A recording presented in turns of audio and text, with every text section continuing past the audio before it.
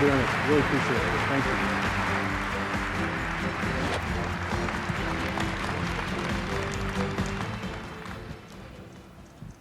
Thank you, Mr. President. You laid out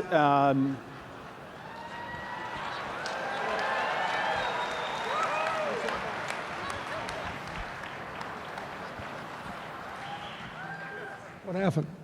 I'm not sure. Oh, the boots. There we go. Oh, these boots were given to me by the president of the University of Texas student body when we had Clinton Global Initiative for Students here in Austin at UT a few years ago. It was literally my booty for bringing the conference here. So whenever I come here, I wear them. But I wear boots all the time, which is unsettling to some people in New York, but they're quite comfortable. And my two favorite pair of these, and a pair I bought in El Paso in 2008.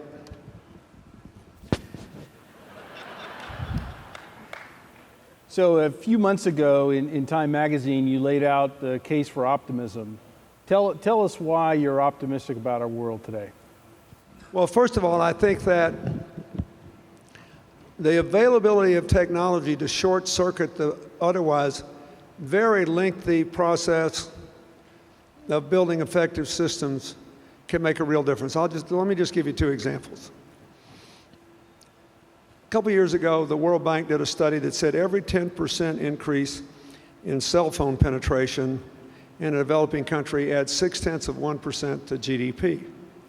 So when I started working for the UN in Haiti, and then we had the earthquake, one of the things that I immediately saw, because Hillary and I went there on a delayed honeymoon trip there in 1975, and I've kept up with the country since then, is that I was going to have a heck of a time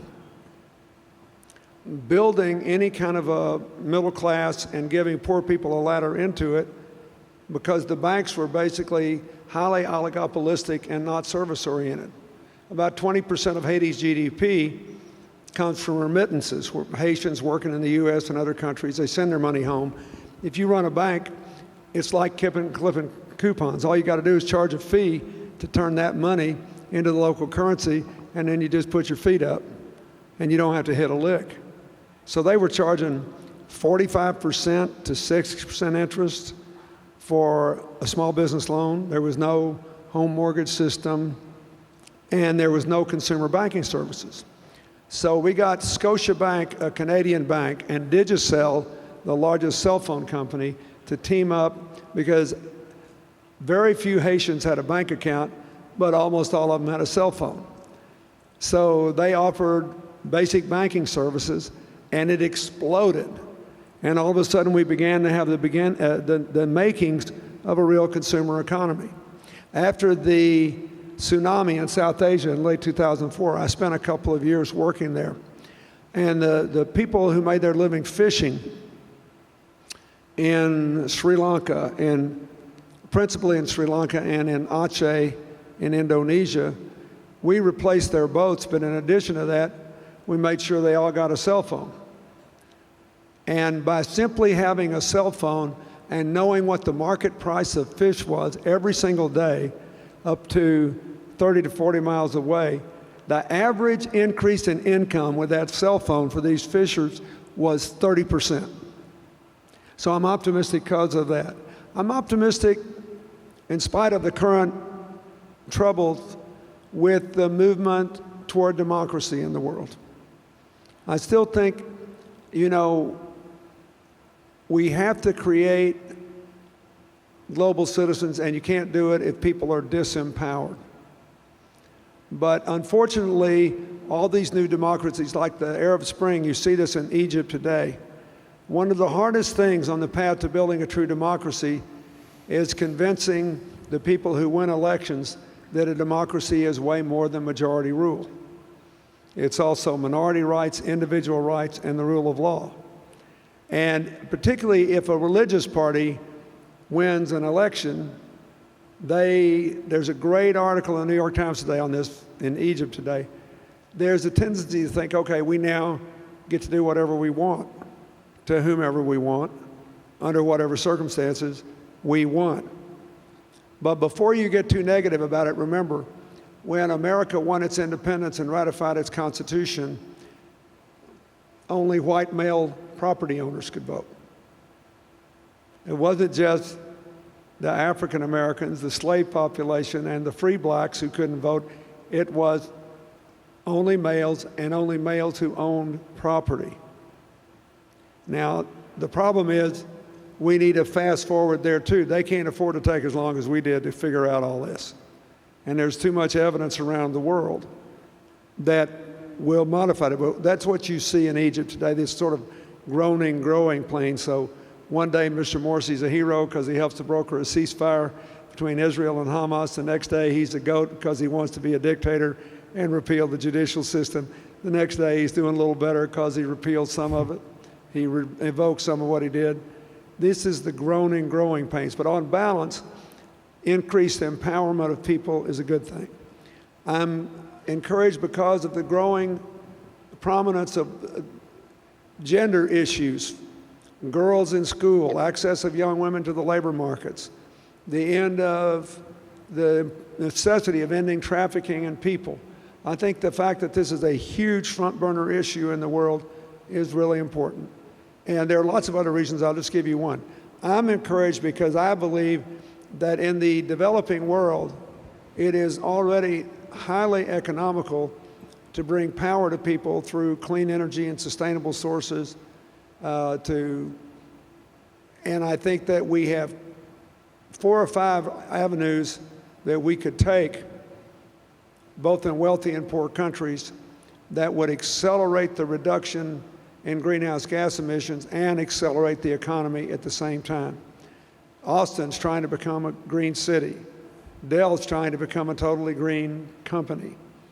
I was just in Arkansas at the largest manufacturer of eyeline makeup in the world, L'Oreal's Maybelline plant in Arkansas. They make more eyeliner there than any place in the world. And the company had a goal of 50% reduction in water, 50% reduction in in greenhouse gas emitting electricity, and a 50% reduction in waste by 2015.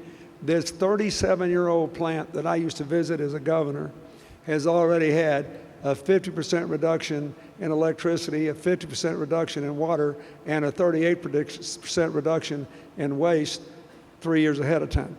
So those are the reasons that I'm optimistic. America, I'm optimistic on because we're younger than Europe, we're younger than Japan, we'll be younger than China in 20 years if they don't change their one-child policy and their immigration policy. And if we will get smart about the right kind of immigration reform, we will have a country that grows younger still. So that's why I'm optimistic. Will crazy things happen? Will politicians do dumb things with young people drunk with power with no economic options in North Africa and other places, kill people they shouldn't? You know, bad things will happen, will continue to happen. But on balance, I think the world will trend in the right direction. You know, we've seen in our own business that efforts to reduce energy consumption and make our business more sustainable is actually an enormous opportunity with just some focus and attention. And I think more and more organizations are paying attention to that. You know, when you think about the job environment and how do you create sustainable jobs, you know, what do you think the private sector can do and companies can do, you know, to really play a role there? And tell us what you see the role of small, medium-sized businesses in the world today. That's an area that is very interesting to a lot of the people here. Well, first, I think the government needs to reimagine all of its systems and how they interface with the business community. And we need a partnership here to get us on a budget that we can afford. The real problem with the federal, first of all, look, more than 50% of this deficit is overhang from the financial crash. Because whenever you have a crash this bad, revenues go down. They're below 15% of GDP. If we just had normal economic growth, the current tax structure would produce about 17% of GDP. Expenditures have been as high as 24.5% of GDP. If we had normal economic growth, food stamp expenditures would go down, unemployment expenditures would go down, a number of other expenditures would go down to probably 21% of GDP. Do we need to close the rest of that gap? Yes. And do we need to avoid it widening because of the retirement of the baby boomers? Yes. But we need to do this in a way that is sensible. And I'll just give you one example that I raised the corporate income tax when I was president. But it was 1993, a long time ago, and when we raised it to precisely the international average of wealthy countries. I said, I don't want to go $1 above the average. I don't want us ever to become uncompetitive. It was then 35%. The average now is 25% or 26%. And that's one of the reasons that American companies have about $1 trillion overseas they haven't repatriated, because we also apply the difference between local tax rates and the American tax rates if cash is repatriated. And Canada just changed their rule last year, so now we're the only country among the wealthy countries of the world that do that. So what I'd like to see done is a deal made on this where we lower the corporate. Now, let me just say this. If you take a company like, I don't know enough about your situation, take Dow Chemical. It's a great company, headquartered in Michigan, now making shingles for modest incomes homes that have solar panels in them. They're moving jobs back to America because in manufacturing it's so productive, labor is constantly a lower percentage of your overall cost, and energy, materials, and supply chain, transportation issues are higher. But they pay pretty much 35%. Exxon last year is an important American company, but most of their jobs are not necessarily in America. They paid a total of 17. So clearly there's a lot of opportunity, in effect, to lower that rate and then have a de facto alternative minimum tax to do it. And I would like to see a deal made which would say to Dell and everybody else, if you got any cash overseas you're willing to bring home, you can bring home every penny of it earned up to December 31st, 2012, the end of this year, with no extra tax liability if you're clean there, if you will pick a number, 8% of it, 5% of it, in an infrastructure bank where we will guarantee you a tax-free return on investment as if it were a municipal bond of 6% a year or whatever. Now, that would give us probably $50 billion. If you did that, then all these pension funds would rush to put money in it because they need guaranteed ROIs so they can make their payment schedule for the next few years. Then we could bring, for example, something that would help your business. We could bring universal modern broadband to every American. We like that. You want to help small businesses? You want to help new entrepreneurs? You want to make it possible for people living in remote towns in upstate New York or West Texas to be part of the global economy? Then stop pretending we can do it with South Korea having average download speeds of 4 times ours. They're first in the world. We're now 15th or 16th. That's not that expensive. Use it to modernize the electrical grid. Texas, on a good day, will get 25% of its electricity from wind. But there's enough wind blowing from the Canadian border with North Dakota to the West Texas border with Mexico to electrify America a jillion times over. I'll never forget when I was campaigning for Hillary in 2008, I was down in Del Rio and Eagle Pass the night before the election, standing on the back of a pickup truck, and I nearly got blown off the wind. I said, how fast is the wind blowing? They said, 45 miles an hour. I said, how often does it blow this fast? They said, every night. I said, Texas is the #1 state in the country with windmills. I always kid George W. Bush, who's become a friend of mine. I said, you know, back in your proto-socialist phase as governor of Texas, you gave tax exemption, tax credits for people to put up these windmills. It's turned out to be a heck of a deal for you. But there weren't any there. And I asked why, and they said because we have power lines here, but all the towns are small, and they don't have the capacity to wheel the power back to where the people are. So if we modernize the electrical grids, we could create a lot of jobs. The largest number of jobs we could create for small businesses would be in retrofitting every physical structure in America that hasn't gone through an energy retrofit, and that, unlike Dell, doesn't have the cash reserves to finance it now and say it's okay if it doesn't pay out for 6 years or 7 years. We're in this for the long run, and 7 years from now, when our power drills drop 30% because we're hyper efficient, it's going to be great. When my foundation worked on with Johnson Controls and a number of other companies on retrofitting the Empire State Building, built in 1931. It's the only Leeds building that big and that old in the world.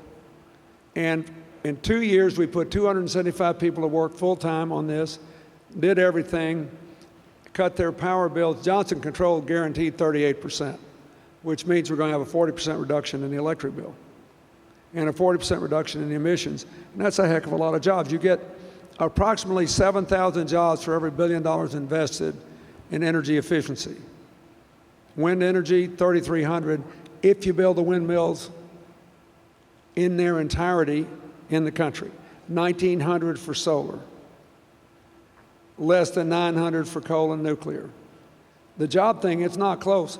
The most efficient way is to do what Sweden started doing in 1991 and quit wasting energy, put in new HVAC systems and everything else. Lighting systems, temperature and lighting controls when people leave the rooms. There's money there and jobs there. And so that's where I would begin. I think we have time for one more question. You referenced the budget issues, and in the news a lot, obviously, is this fiscal cliff. Tell us your thoughts. Do you think this kind of immediate impending issue gets resolved before the end of the year? And longer term, how do we get ourselves out of this mess where we're spending much more than we're taking in? Well, first, I think, let me just back up in case some younger people here forgot. I hate all this debt. I tried to get us out of debt.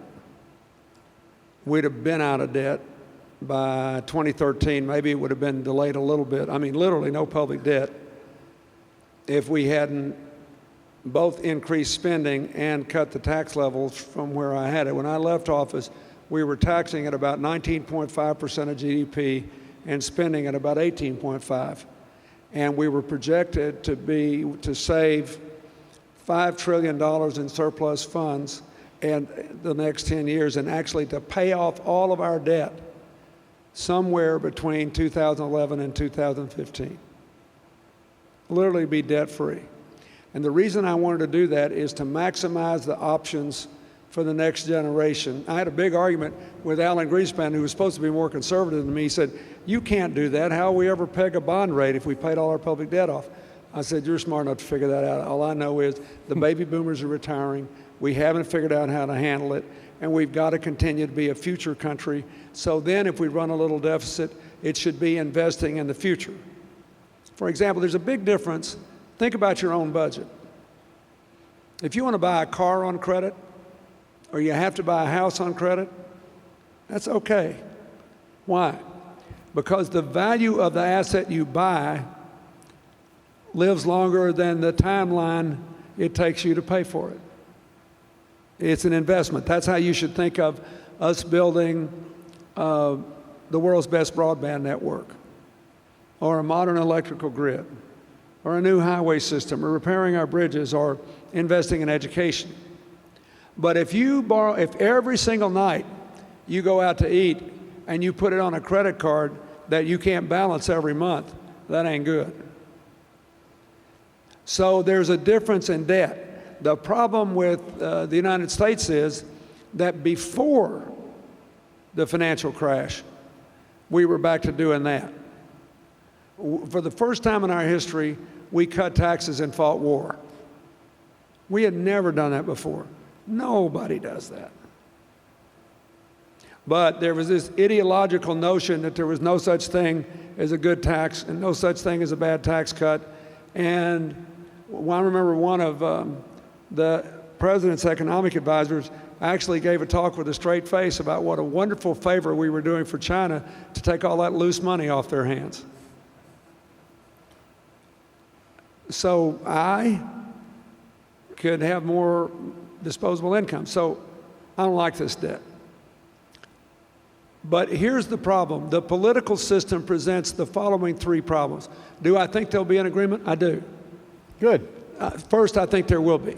Look, if the president and the speaker would not be meeting alone, guaranteeing that they'll both look like abject failures unless they were trying to get a deal.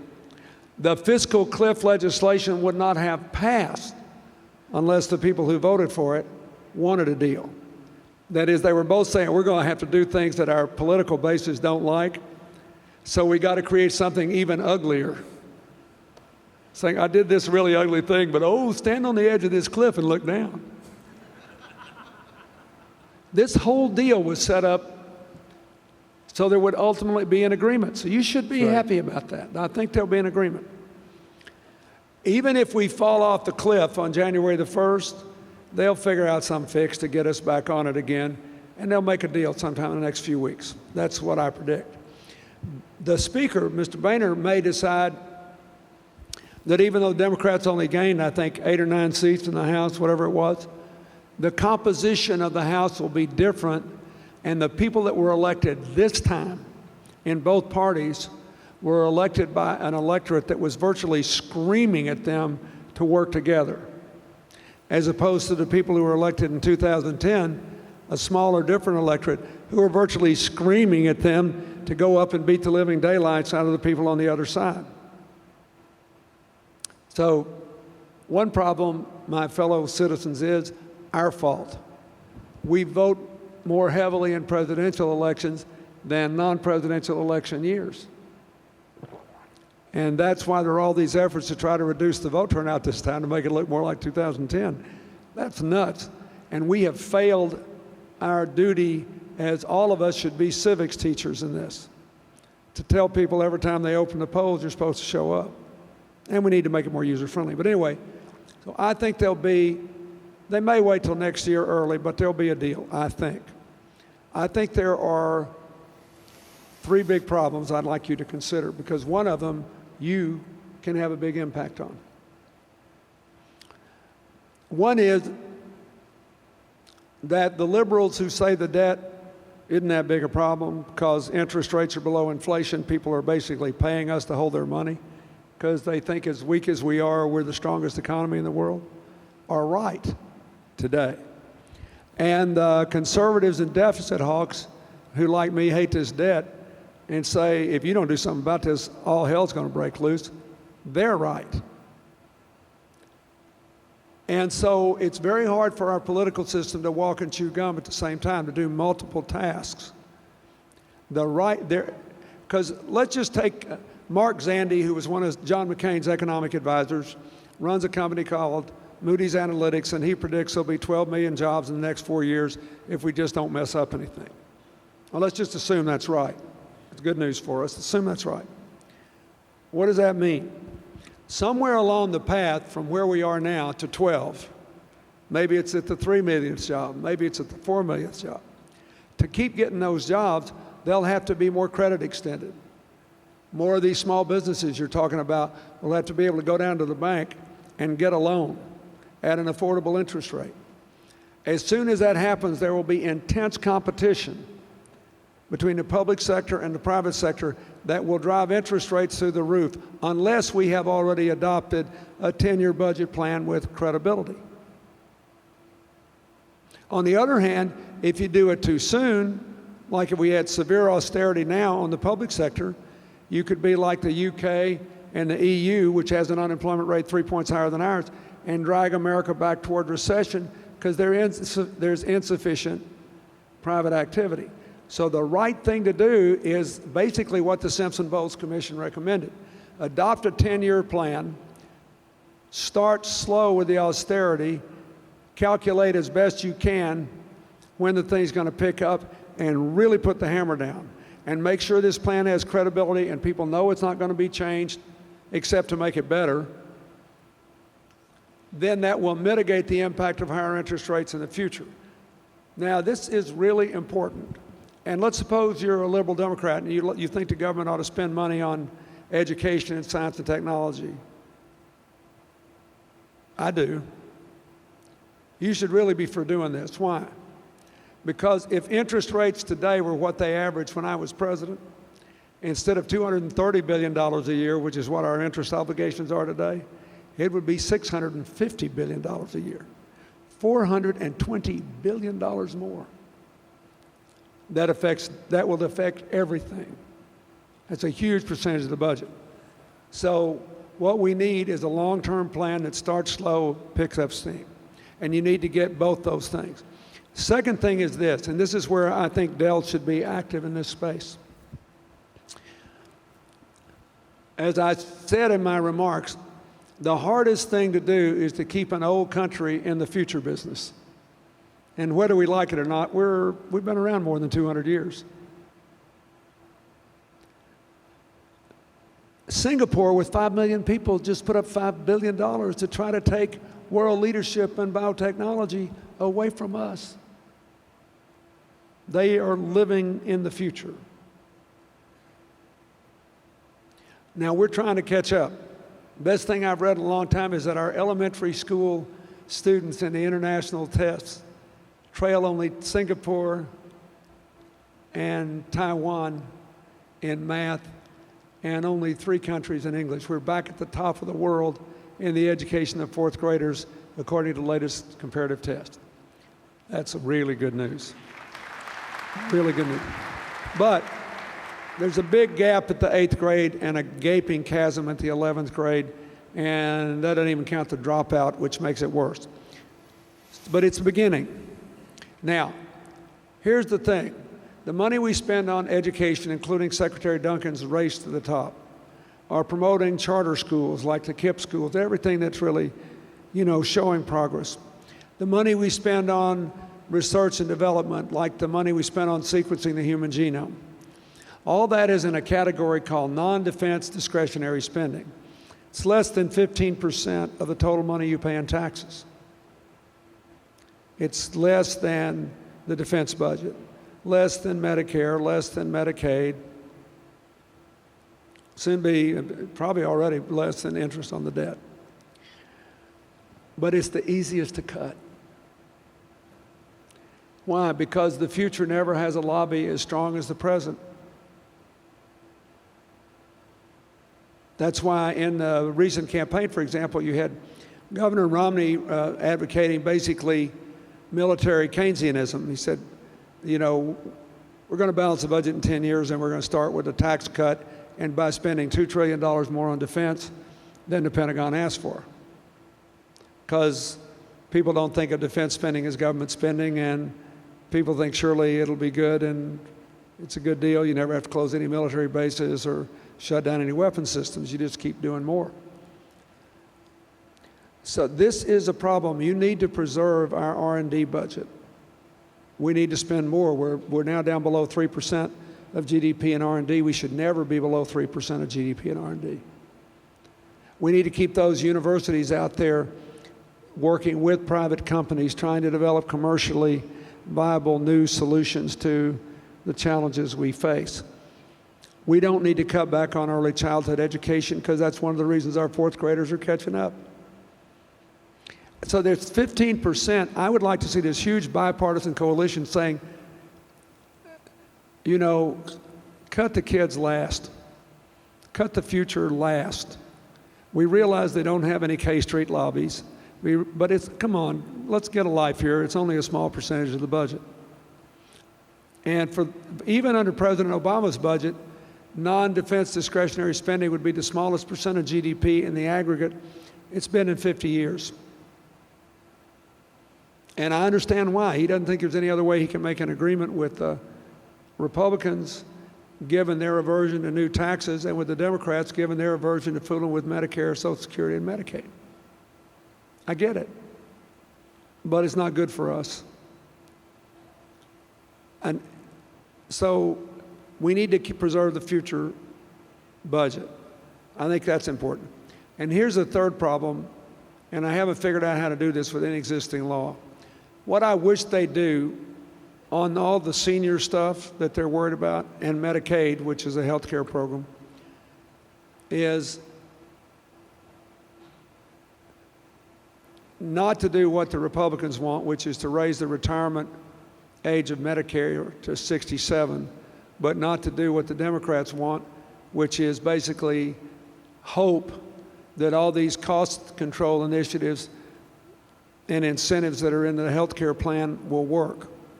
They are beginning to work, by the way. We just had 2 years of 4% inflation in health care costs for the first time in 51 years. But you can't pass a credible budget based on hope. On the other hand, I'll give you the Medicare example. It might work fine if it triggers in 10 years, but you don't know that. Right now, if you raise the retirement age on Medicare, here's what would happen. Everybody on Medicare would have to pay more out of pocket to buy into a health care program that's more expensive. And it would make the government's book look better, but it would hurt our competitive position further, because one of the biggest problems the United States has in creating a competitive economy, which includes pay raises every year, is that in the last decade, and for most of the last 30 years, medical costs have gone up at an average of 3 times the rate of overall inflation. There's a huge article on the front page of USA Today sometime in the last couple of months saying, you want to know why nobody got a pay raise in the last decade? Because their employers wanted to raise their pay, but the medical costs were so high they couldn't afford to. So, and the Republicans who want to raise the age level basically think for all their odes to American entrepreneurialism, this is the one problem we can't solve. We just have to spend literally $1 trillion more on health care than we would spend if we had any other country's health system. Just last week, another study came out saying $750 billion a year is spent. That's a third of what we spend. It has no medical purpose at all. It doesn't make us live longer or live healthier. So what I would like to see is for the Democrats agree that if all else fails, we will do whatever is necessary to meet certain spending targets that bring health care costs more in line with inflation. And for the Republicans agree to give us time to use some of these models that have worked to dramatically cut costs to implement them throughout the country. I'll just give you, if I could, I'll give you 2 examples. I know we're running out of time. We have somewhere between 30 and 40,000 people a year die in hospitals every year, or die as a result of infections they got in hospitals. The least expensive response to it is the most effective. That is to make sure that at 5 critical junctures in someone's hospital stay, that everybody who will be touching them practices basic sterilization programs. And the most effective way of doing it is to make that the only thing in the hospital where a nurse who operates like a master sergeant in the military can order the doctors around and enforce this. And there are tests that have been done on this all over the world, and they all show, whether it's in America or in some remote village in Africa or Southeast Asia, they all get the same results. You reduce infection, you reduce readmissions, you save a ton of money.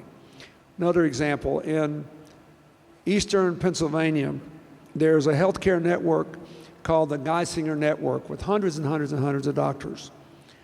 That if you enroll in that, first of all, you pay a fee for performance, not procedure. Secondly, if for any reason, within 90 days of leaving the hospital after they work with you on any procedure, you have to be readmitted, they bear the whole cost and cannot raise your premium, your copays, or your deductible if you go back. Even if it's not their fault, for 90 days they make that deal. Guess what? The medical error rate for the doctors and the Geisinger Network has dropped to virtually 0. Every single doctor of whatever age has this massive book that is updated, I think, on a weekly basis of the best practices on a gazillion things. And they say, we believe medicine is an art, but it's first a science. It's like being a pilot. You still go through the checklist every time, and then if you get up in a horrible storm, you can't see where you're doing, you get in an air pocket, and you know if you fly too fast, the wings will bust off, and you fly too slow, you will sink like a stone and can't come out of it. That's art. But first, do the science. That's the way they're practicing medicine, and they've had a big drop in medical error rates and a big drop in costs, and they passed a lot of the benefits on to their people. A lot of employers, as you know, reward their employees for staying healthier. They ought to get a significant tax incentive to do that.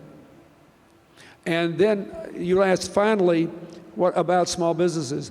I think we got to figure out what we have to do to get the lending going again, and I think we have to figure out what we have to do if their relative cost, that is as a percentage of overall operations, of participating in the health experiments, of participating in the energy efficiency movement, if they're higher than your relative cost, then I think that we ought to have a tax structure which recognizes that. And I think we may have to de-link the sub-S corporations that are actual ongoing businesses, like they're non-financial ongoing businesses, from the individual income tax rate to give them a chance to keep going. You know, basically, if you're not a corporation, you don't pay dual taxes. That is, you don't, but the ongoing enterprise that was set up for small family businesses who kept all their own money just pay whatever the individual income tax is, but they pay at one time. They don't pay corporate tax, and then they don't draw an income and pay income tax. Now it's been made to look like a burden on small businesses as if it was just like the corporate tax. It's not true for like hedge funds that set up under sub-S corporations, but it is true for dry cleaners or car repair shops or other things. So that needs to be re-examined. And the final thing I think we ought to do is accelerate this process that they have underway in Washington, but I really worked hard on it when I was president. This whole reinventing government initiative, we got rid of 16,000 pages of regulation. We drastically shortened the time when you got a yes or a no on any application. Al Gore just killed himself on that for 8 years. And the Social Security Administration got Inc. magazine's award when I was president for being the most consumer responsive operation in the country, because we set up 24-hour call lines. We did all the stuff in, you know, late 20th century technology to do it. The compliance cost relative to revenues of a lot of these regulations are just too high for a lot of small businesses. So we need to sequence the implementation of all these new rules effectively and cut the compliance cost by getting rid of some things that don't need to be done if we put on something new that does. I think we did all that. You guys would produce, the American private sector would produce more than 12 million jobs in the next 4 years, because we got a lot of pent-up demand. Well, great. Ladies and gentlemen, please thank President Clinton for his tremendous insights and joining us here on the Dell World stage. We really appreciate the great insights you've offered and your service to our country and our world. Thank you. Thank you.